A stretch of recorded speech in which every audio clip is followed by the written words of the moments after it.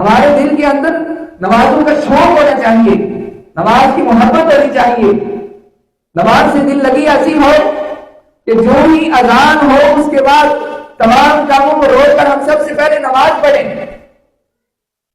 جو ہی اذان ہو جائے ہماری توجہ نماز کی طرف ہو جائے، مسجد سے اذان کی آواز آ جائے ہمارے قدم مسجد کی طرف چل پڑے۔ ایسی نماز سے محبت ہونی چاہیے، اور جن لوگوں نے ایسی محبت کی ہے دنیا میں بھی انہوں نے کامیابی پائی ہے اور آخرت میں بھی اللہ کی رحمت سے جنت نصیب ہوگی۔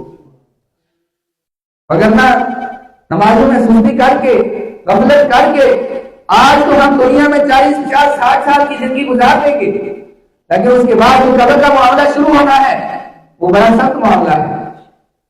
اس چیز کی فکر انسان کے ذہن سے نکل چکی ہے۔